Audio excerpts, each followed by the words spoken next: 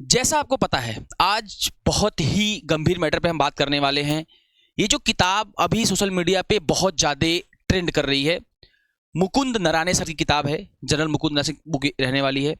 तो इसमें ऐसी क्या चीज़ लिख गई कि पीएमओ को पड़ गया भारी।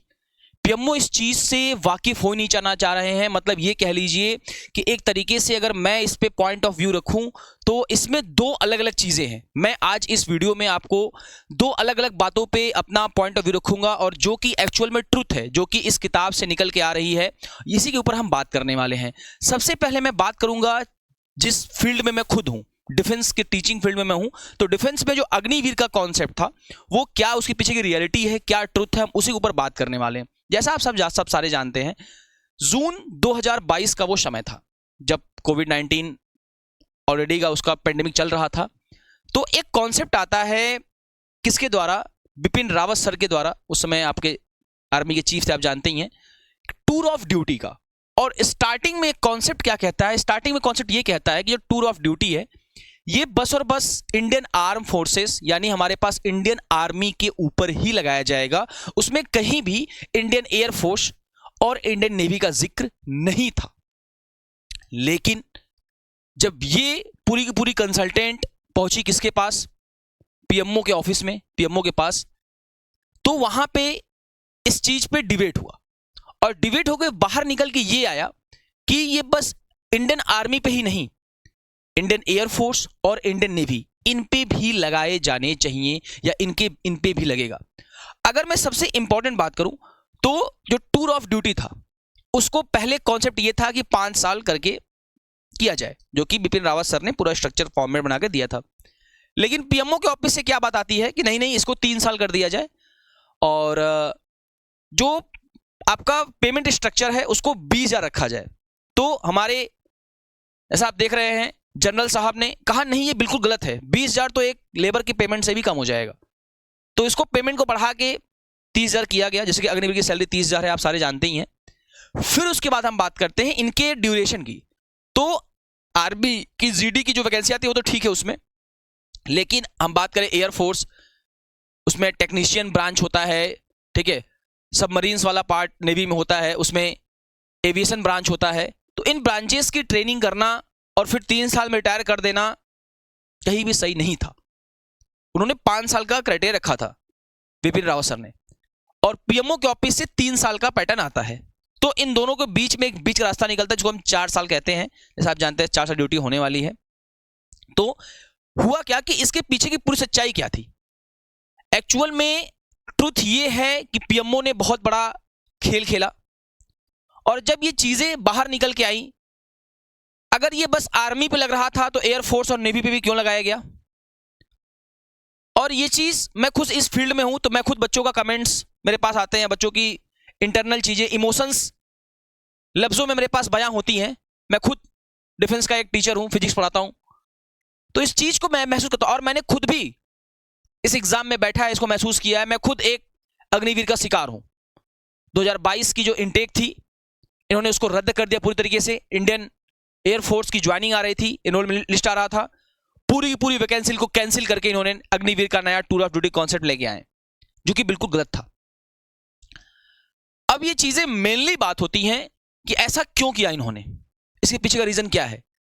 और जब आज इस किताब में जनरल साहब के, जनरल नारवाने साहब की किताब में जब ये चीजें बाहर निकल के सच्चाई उन्होंने उसमें नोट डाउन किया है, तो ये पीएमओ ऑफिस से राजनाथ सिंह जी के द्वारा हमारे असेंबली में जब उस बात को राहुल गांधी जी रखते हैं तो उनको उस पर डिबेट कर दिया जाता है और उनको लगभग 1 से 1.5 मिनट के अंदर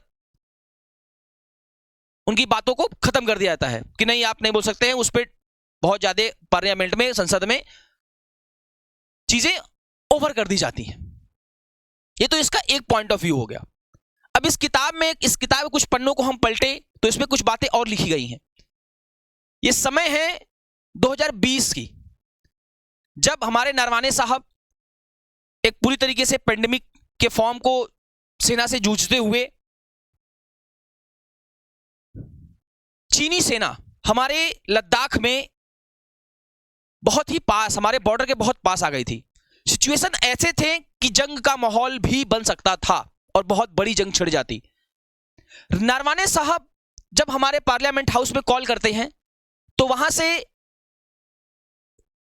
रक्षा मंत्रालय से एक छोटी सी उनके मैसेज सिग्नल का फॉर्म में उनको पास डिलीवर होता है कि आपको जो करना है कर लीजिए, हमें ये चीजें समझ में नहीं आ रही हैं। और ये चीज स्टेटमेंट हमारे पीएम मोदी जी का था। क्या पीएम मोदी अपनी जिम्मेदारियों से भाग गए?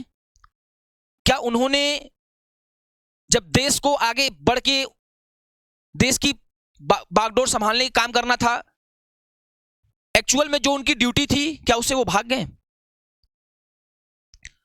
और इसी चीज को देखते हुए एक छोटा सा नाम देते हैं हमारे नरवाने साहब उस कंडीशन को, 2020 के उस केस को, हॉट पोटैटो।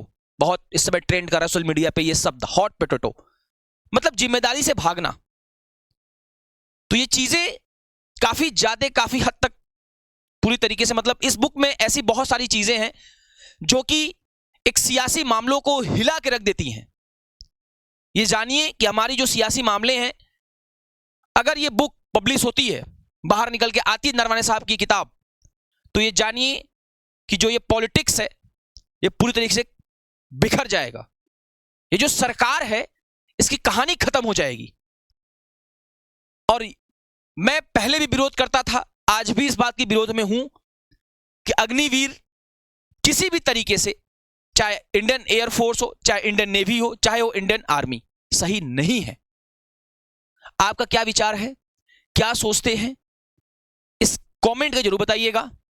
सेशन को शेयर कर दीजिएगा हर जगह, हर एक बच्चे के पास, ताकि उसको यह पता चले कि ये जो पीएमओ का आइडिया था अग्निवीर को, उन्होंने एक खेल बना के रख दिया, जो कि एक प्रॉपर तरीके से सेना में एक वो रिवॉल्यूशन का काम करता जो शायद कि किसी आज तक पहले कभी नहीं किया था। लेकिन इन्होंने इसको एक बस स्कीम, एक अपना हुक बाय कुक का पैटर्न बना के और परोस दिया, और उसको हम सब लोग मिलके सह रहे हैं।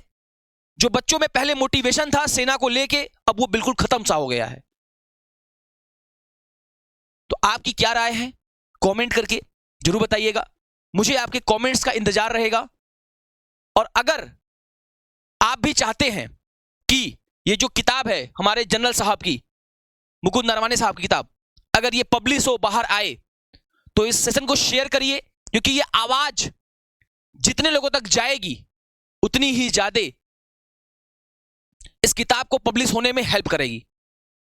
बाकी आप सब क्या सोचते हैं, कमेंट जरूर करिएगा। जय हिंद, जय भारत।